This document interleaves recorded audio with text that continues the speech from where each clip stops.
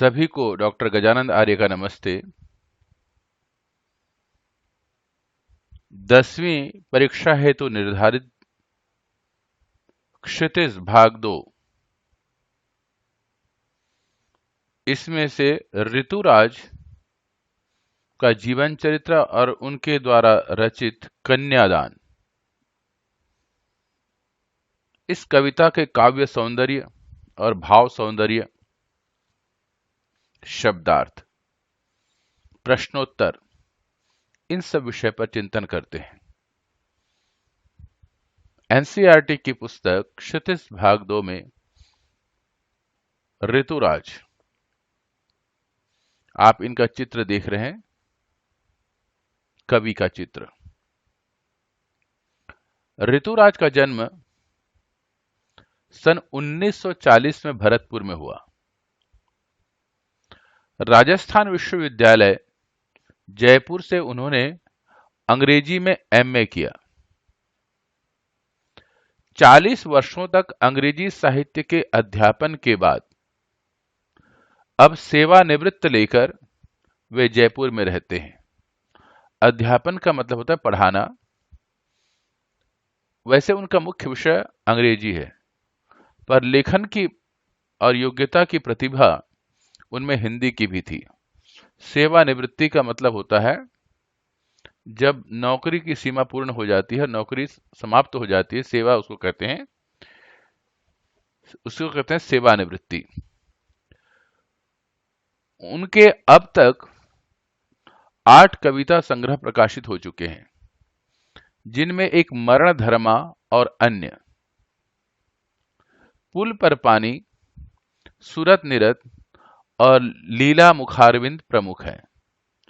ये उनकी कविता संग्रह है। जो उन्होंने कविताएं लिखी हैं इन पुस्तकों में आपको प्राप्त होंगे। उन्हें सोमदत्त, परिमल सम्मान, मीरा पुरस्कार, पहल सम्मान और बिहारी पुरस्कार मिल चुके हैं। अर्थात 5 पुरस्कार से उन्हें सम्मानित किया गया है उनकी लेखन प्रतिभा को। मुख्य धारा से अलग समाज के हाशिए के लोगों की चिंताओं को ऋतुराज ने अपने लेखन का विषय बनाया है।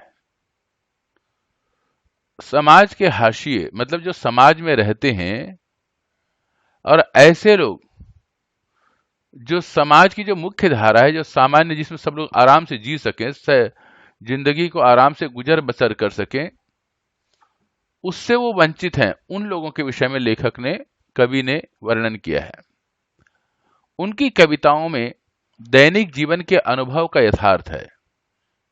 यथार्थ का मतलब होता है वास्तविकता। जो आदमी आम जीवन जीता है उसकी जो समस्याएं हैं, जो वास्तविक समस्या, असली समस्याएं हैं, उस पर चित्रण किया है। और वे अपने आसपास रोजमर्रा में घटित होने वाले सामाजिक शोषण और विडंबनाओं पर निगाह डालते हैं। रोजमर्रा का मतलब प्रतिदिन के कार्यकाल में हर रोज का जो काम होता है। सामाजिक शोषण, जो समाज में रहते हुए आम नागरिक की तरह हर रोज आम सामान्य बातें हैं, उनमें कुछ लोग शोषित होते हैं। कुछ उच्च वर्ग के लोग या कुछ धनाढ्य वर्ग के लोग या पुरुष मानसिकता के माध्यम से जो शोषित होते हैं, खास तौर से स्त्रियों के लिए कहा है, विडंबनाओं पर निगाह डालते हैं, उस पर वो नजर डालते हैं। निगाह का मतलब नजर। इन समस्याओं को वो अपने लेखनी से लिखते हैं। यही कारण है कि उनकी भाषा अपने परिवेश और लोक जीवन से जुड़ी हुई है। जो उनकी लेखन शैली की जो शब्दावली है, भाषा है, वो इन्हीं आम लोगों की परिवेश का मतलब यह है उनके जीवन के रहन सहन और उनके लोक जीवन है, जो सामान्य जीवन है, इस पर आधारित है। कविता का नाम है कन्यादान। तो इसका मुख्य प्रसंग क्या है? कन्यादान कविता में मां बेटी को स्त्री के परंपरागत आदर्श रूप से हटकर सीख दे रही है। अर्थात मां जो है, जीवन का जो अनुभव है, उन सब के माध्यम से अपनी पुत्री को विदा करने से पहले शिक्षा देती है कि जीवन में किस प्रकार से जीना है। कवि का मानना है कि समाज व्यवस्था द्वारा स्त्रियों के लिए आचरण संबंधी जो प्रतिमान गढ़ लिए जाते हैं वे आदर्श के मुलम्मे में बंधन होते हैं। कवि ने यह बात को स्पष्ट किया है, सामाजिक व्यवस्था में स्त्रियों के जो व्यवहार संबंधित एक उन्होंने जो स्वीकृति दी है उनके जीवन की रहन सहन, अर्थात उनको सज धज करके घर में ही रहना ही उनका सौंदर्य है। बाहर के कामकाज और उनको पठन पाठन, खुले समाज में आगे बढ़ने की परस्पर प्रतिस्पर्धा, इन सब से पीछे रखा गया है। इसीलिए कवि ने इन सब बातों को प्रतिकार किया है और कहा है, कोमलता के गौरव में कमजोरी का उपहास छिपा रहता है। कोमलता का मतलब स्त्री का स्वाभाविक स्वभाव और शारीरिक संरचना कोमल है, चाहे मानसिक हो चाहे शारीरिक हो, लेकिन उसी के पीछे समाज ने, पुरुषवादी समाज ने उसका उपहास बनाया है, उसको घर में ही सजा करके रखने वाली बात कही है। लड़की जैसा न दिखाई देने में इसी आदर्शीकरण का प्रतिकार है। प्रतिकार का मतलब होता है बदला है। मतलब कवि ने लड़की जैसे दिखाई, लड़की हो पर लड़की जैसे मत रहना, सुंदर हो, सुंदर रहना, लेकिन अंदर से मजबूत रहना। तो आजकल की पुरुषवादी मानसिकता का जो बात है उस पर अपने कविता के माध्यम से उन्होंने प्रतिकार किया है। बेटी मां के सबसे निकट और उसके सुख दुख की साथी होती है, इसी कारण उसे अंतिम पूंजी भी कहा गया। ये अंतिम पूंजी शब्द जो है कवि ने कविता में लिखा है। उसका भाव क्या है, इस बात को इस पंक्ति में लिखा है। कविता में कोरी भावुकता ही नहीं बल्कि मां के संचित अनुभवों की पीड़ा की प्रामाणिक अभिव्यक्ति है। जीवन में उसने जो कुछ मां ने प्राप्त किया है उन सबको समेट करके एक निचोड़ निकाल करके रख दी है, और वो चाहती है कि उसकी बेटी जीवन में तरक्की के पथ पर बढ़े। आजकल दहेज लोलुप व्यक्तियों ने जिस प्रकार उनको अपमानित किया है उसको जो है उन्होंने प्रतिवाद किया है। इस छोटी सी कविता में स्त्री जीवन के प्रति ऋतुराज जी की गहरी संवेदनशीलता अभिव्यक्ति है। यह जो कविता हम पढ़ने जा रहे कन्यादान, ऋतुराज के मन में जो सुंदर भाव है स्त्री के लिए, स्त्री जीवन में एक सुंदरता उन्होंने देखी है। उन्होंने सशक्त स्त्री को देखा है और सुंदर स्त्री को भी देखा है, और उनके अंदर अपने शब्दों के माध्यम से, काव्य रचना के माध्यम से उनके प्रति एक गहरी संवेदना लिखी है, जो अर्थात वो समाज के प्रति विद्रोह करते हैं, कि कहते हैं कि ये अनुचित है। आप यहां देखते हैं माँ जो है अपने अल्पवयस्क छोटी उम्र की लड़की जिनको शादी कर दी जाती है, अभी वो भोली भाली है, नासमझ है, और सिर्फ उसके मन में कल्पना है तो एक सुंदर जीवन का, बहुत सारे, लेकिन जीवन की वास्तविकता कुछ और होती है। इसके विषय में माँ जो है अपनी बेटी को शिक्षा दे रही है और कहती है, कितना प्रामाणिक था उसका दुख, लड़की को दान में देते वक्त जैसे वह उसकी अंतिम पूंजी हो। प्रामाणिक का मतलब है सत्यता, जीवन की सच्चाई को अनुभव करती है मां, और जीवन में उसने जो कुछ देखा है, इस भारतीय परंपरा में दहेज लोभी व्यक्तियों ने किस प्रकार से लड़कियों को अपमानित किया है, इतना ही नहीं अपितु उनका जीवन भी नष्ट कर दिया है। तो लड़की को दान में देते हुए, कन्यादान जो शब्द है, कन्या जब विवाह संस्कार होता है, माता पिता वैदिक विधि से अग्नि को साक्षी रख करके कन्यादान करते हुए अपने जीवन में जो कुछ, मां कहती है अंतिम पूंजी, इसलिए कहती है क्योंकि मां और बेटी का बहुत घनिष्ठ संबंध होता है। विचारों से एक दूसरे का अपना सुख और दुख को बांट सकती है, लेकिन भारी मन से आज विदा करते हुए अपने आप को खाली महसूस करती है। अपने जिंदगी के सारे संस्कार, अपना जिंदगी का सर्वस्व प्रेम आज दूसरे के घर में समर्पित कर देती है। उस समर्पण को अंतिम पूंजी मानती है। लड़की अभी सयानी नहीं थी। सयानी का मतलब यह है समझदार, अभी अच्छी तरह नहीं हो चुकी थी। किशोर अवस्था में ही उसकी शादी कर दी गई थी, छोटी उम्र की थी। अभी इतनी भोली सरल थी, बचपना था, भोली थी, क्योंकि उसका एक ही लक्ष्य था, विवाह हो रहा है, वहां सुख मिलेगा, पति का प्रेम मिलेगा, परिवार का, संसार का प्रेम मिलेगा। कि उसे सुख का आभास तो होता था। उसने जीवन में अभी सिर्फ सुख देखा था, क्योंकि माता और पिता के शरणों में थी। माता पिता उसके समस्त भौतिक इच्छाओं को पूरा करते थे, और वह अपने सुख दुख दोनों ही मां के सामने में रो लेती थी। लेकिन मां के प्रेम से और पिता का स्नेह से उसे मात्र सुख मिलता था, लेकिन दुख बांचना नहीं आता था। बांचने से मतलब यह है कहना। उसे मां और पिता के सामने में, परिवार में तो अपनी बातें रख लेती थी, लेकिन अगर मन में किसी कारण से पीड़ा होती, दुख होता है, तो उसे बांचना नहीं आता था, अर्थात कहना नहीं आता था। पाठिका थी वह धुंधले प्रकाश की। धुंधले प्रकाश से मतलब यह है जीवन का अगला जो कदम है वो धुंधला है। किसी को नहीं पता कि आगे क्या होने वाला है। जीवन तो नजर आता है कि मुझे जीना है इतने साल तक की, और मुझे ये चीजें प्राप्त करनी है, मन की बहुत सारी अभिलाषाएं, इच्छा है, लेकिन वो सब धुंधला होता है, कोई दिखता नहीं है कि ये मिलेगा नहीं मिलेगा। इसी प्रकार से कन्या जब वहां पर जाती है दूसरे के घर में, बहुत सारे सुंदर कल्पनाएं लेकर के जाती है। तो जैसे कविता को पढ़ने पर आनंद की महसूस होता है, लय भी होता है उसमें, और तुक भी होता है। तुक का मतलब होता है शब्द के अंत का जो अक्षर होता है, पहले लाइन का और दूसरे लाइन का मिल जाता है, और हर कविता में एक लय होता है, अर्थात संगीत का लय होता है।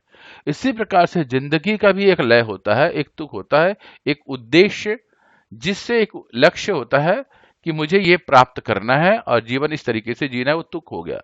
लय का मतलब हो गया जीवन को आराम से सुंदर तरीके से जीना, जिसमें संगीत की उत्पत्ति हो, माधुर्य की उत्पत्ति हो। अगर वहीं कहीं टूट जाए, तुक टूट जाए और लय टूट जाए, तो जीवन में वह धुंधले प्रकाश में सत्यता नजर नहीं आती है। इसीलिए कवि ने पाठिका, पाठिका शब्द कह करके जीवन के वास्तविकता को वो अभी नहीं पढ़ पाई है, न तुक के बारे में जानती है, न लय के बारे में जानती है, कल्पना जरूर करती है तुक और लय के माध्यम से जिंदगी का सुंदर रस प्राप्त होगा। तो कवि ने इन दोनों लाइन के माध्यम से एक भविष्य की जिंदगी को झांक करके वर्तमान परिस्थिति को समझने के लिए कहा है। मां ने कहा, पानी में झांक कर अपने चेहरे को मत रीझना। तो मां उपदेश देती है, समझाती है, बेटी को दिल समझाती है, पानी में झांक कर, अर्थात किसी शीशे में, पुराने जमाने की बात है, पानी में जब झांकते तो चेहरा नजर आता है। पानी तरल है, फिर भी प्रतिबिंबित करता है, शीशा भी प्रतिबिंबित करता है। यह स्वाभाविक है। तुम अलंकारों से और सुंदरता से अभिभूत होकर के अपनी सुंदरता पर गर्व करके मत रहना। थोड़े से अलंकार और अपने सौंदर्य, अपने सुंदर वस्त्रों को देख करके घमंड मत करना। अपने चेहरे पर मत रीझना, एकदम उसकी तरफ आकर्षित मत होना, मतलब सचेत रहना। यहां पर सचेत रहने के लिए कह रही है, इसके पीछे तुम्हारा कहीं शोषण ना हो, उसके लिए सचेत रहना, ये कल्पना की। और क्या कहते हैं, आज की दहेज की परंपरा पर उन कन्याओं को जो जला दिया जाता है, या दुखी होकर के वो अपने आप को जला डालती हैं, उसके बारे में वह उपदेश दे रही, कह रही है, आग रोटियां सेकने के लिए। ये स्वाभाविक है। अग्नि के सामने में कन्या रहती है, एक स्त्री रहती है, जो घर के खाना बनाना, परोसना, सारा काम करती है। तो आग वहां पर आग से तो खेलती है, लेकिन ध्यान रखना वो सेकने के लिए, जलने के लिए नहीं। मतलब तुम इतनी कमजोर मत पड़ जाना, और कमजोर पड़ करके किसी कारण से आत्मदाह मत कर बैठना, या तुम्हें कोई कोशिश करे ऐसा, तो उसके लिए हमेशा सचेत रहना। वस्त्र और आभूषण शाब्दिक भ्रमों की तरह है। वस्त्र जो बाहर सुंदरता देता है, आभूषण ये दोनों मिलकर के मनुष्य के सौंदर्य को बढ़ा देता है। कन्याएं तो इन दोनों के वशीभूत रहती हैं और इससे वो अपने सौंदर्य को बढ़ाती हैं। लेकिन जैसे शाब्दिक भ्रम, शब्द आप सुन सकते हो, समझ सकते हो, लेकिन इसे देख नहीं सकते। इसी प्रकार से यह आपके अंदर अच्छाई भी उत्पन्न कर सकती है, आपके बुराई भी उत्पन्न कर सकती है, ये भ्रम है। तो बंधन है स्त्री जीवन के, जीवन में वस्त्र और आभूषण उनके बंधन है, लेकिन ध्यान रखना ये शाब्दिक भ्रम की तरह है। जैसे शब्द आपके मन में भ्रम पैदा कर सकता है, ऐसे ही ये भ्रम पैदा कर सकते हैं कि तुम सुंदर हो, तुम स्वाभाविक हो, इसीलिए तुम शोषित हो, यह लोग कहेंगे।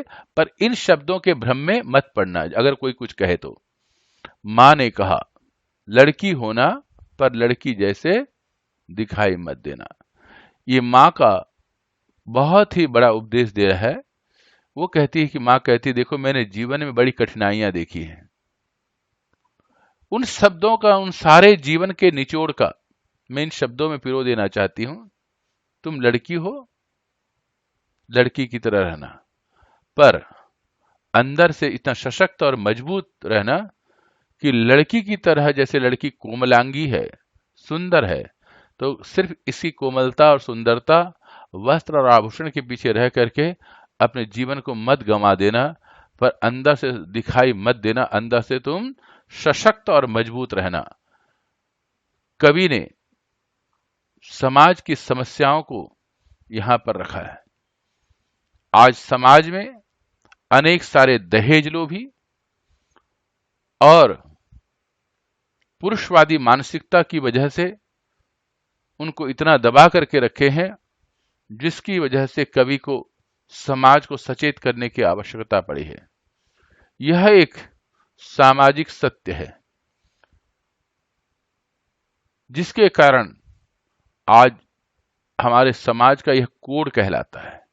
इसीलिए इस दहेज प्रथा और स्त्रियों को कमजोर जो माना गया है और कर दिया गया है, बार बार कह करके उनसे, उन्हें घर से बाहर ना निकलने देने के लिए और उनको शांत रहने के लिए, उनको सिर्फ चूल्हा चौका में रहने के लिए कह दिया गया है, उनके प्रति सशक्त तरीके से कवि विरोध करते हैं और समाज के लिए वो आगे बढ़ने के लिए कहते हैं कि तुम हर खुले दिल से आगे बढ़ो। इस कन्यादान कविता के पाठ्य पुस्तक के प्रश्नोत्तर के विषय में चिंतन करते हैं। अगर आपको यह कविता का भावार्थ समझ में आया तो आप सबसे पहले लाइक बटन दबाएं, सब्सक्राइब बटन दबाएं और उसके बाद अपने कुछ मित्रों को भेजें जो हिंदी साहित्य का जानकारी लेना चाहते हैं, प्रचार और प्रसार करना चाहते हैं। सभी अपने मित्रों को भेजते रहें और कमेंट बटन में आप अवश्य लिखें, क्या समाज में दहेज प्रथा होनी चाहिए या नहीं होनी चाहिए, और जो लोग इसके पक्ष में हैं, सरकार और समाज का रवैया उसके साथ किस तरीके से होना चाहिए, इस पर कमेंट बटन में अवश्य लिखें। कन्यादान प्रश्न 1, आपके विचार से मां ने ऐसा क्यों कहा कि लड़की होना पर लड़की जैसा मत दिखाई देना? इन पंक्तियों में लड़की की कोमलता तथा कमजोरी को स्पष्ट किया गया है। लड़की की कोमलता को उसका सबसे गुण माना जाता है, परंतु लड़की की मां उसे लड़की जैसा दिखने अर्थात अपनी कमजोरी को प्रकट करने से सावधान करती है, क्योंकि कमजोर लड़कियों का शोषण किया जाता है। प्रश्न 2, आग रोटियां सेकने के लिए है, जलने के लिए नहीं। इन पंक्तियों में समाज में स्त्री की किस स्थिति की ओर संकेत किया गया है? मां ने बेटी को सचेत करना क्यों जरूरी समझा? उत्तर, इन पंक्तियों में समाज द्वारा नारियों पर किए गए अत्याचारों की ओर संकेत किया गया है। समाज में अक्सर नारी को जलाए जाने तथा जलकर आत्महत्या करने की बात सामने आती है। ऐसा इसलिए होता है क्योंकि नारी का जीवन कष्टों से भरा होता है। बेटी अभी सयानी नहीं थी, उसकी उम्र भी कम थी, वह समाज में व्याप्त बुराइयों से अनजान थी। मां यह नहीं चाहती थी कि उसके साथ जो अन्याय हुए हैं वो सब उसकी बेटी को भी सहना पड़े, इसलिए मां ने बेटी को सचेत करना जरूरी समझा। प्रश्न 3, पाठिका थी वह धुंधले प्रकाश की, कुछ तुकों और कुछ लयबद्ध पंक्तियों की। इन पंक्तियों को पढ़कर लड़की की जो छवि आपके सामने उभर कर आ रही है उसे शब्दबद्ध कीजिए। कविता की इन पंक्तियों से लड़की की कुछ विशेषताओं पर प्रकाश पड़ता है। ये निम्नलिखित है। वह आदर्शवादी है, जीवन की सच्चाइयों से अनजान है, वह अभी पढ़ने वाली ही छात्रा ही है, उसकी उम्र कम है, वह अपने भावी जीवन की कल्पनाओं में खोई हुई है। प्रश्न 4, मां को अपनी बेटी अंतिम पूंजी क्यों लग रही थी? उत्तर, मां और बेटी का संबंध मित्रतापूर्ण होता है। इनका संबंध सभी संबंधों से अधिक आत्मीय होता है। मां बेटी के साथ अपना सुख दुख बांट लेती है। बेटी उसके खुशियों तथा उसके कष्टों का एकमात्र सहारा होती है। बेटी के चले जाने के पश्चात मां के जीवन में खालीपन आ जाएगा। वह बचपन से अपनी पुत्री को संभाल कर उसका पालन पोषण कर एक मूल्यवान संपत्ति की तरह करती है, इसलिए मां को उसकी बेटी अंतिम पूंजी लगती है। प्रश्न 6, मां ने बेटी को क्या क्या सीख दी? मां ने अपनी बेटी को विदा करते समय निम्नलिखित सीख दी। मां ने बेटी को उसकी सुंदरता पर गर्व न करने की सीख दी। मां ने अपनी बेटी को दुख पीड़ित होकर आत्महत्या न करने की सीख दी। मां ने बेटी को धन संपत्ति के आकर्षण से दूर रहने की सलाह दी। प्रश्न 6, आपकी दृष्टि से कन्यादान के साथ दान की बात करना कहां तक उचित है? कन्या के साथ दान की बात करना कहां तक उचित है? उत्तर, कन्यादान माता पिता के लिए कोई वस्तु नहीं बल्कि उसका संबंध उनके भावनाओं से है। दान वस्तुओं का होता है, बेटियों के अंदर की भावनाएं होती हैं, उनका अपना एक अलग अस्तित्व होता है।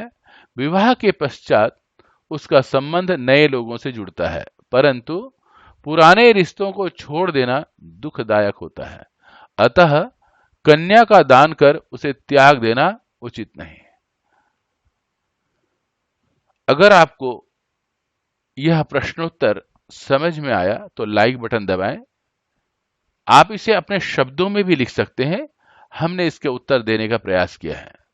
सब्सक्राइब बटन दबा करके भारत की राजभाषा हिंदी साहित्य से जुड़ जाएं और अपने मित्रों को भी भेजें और उन्हें इसे पढ़ने के लिए संप्रेरणा दें।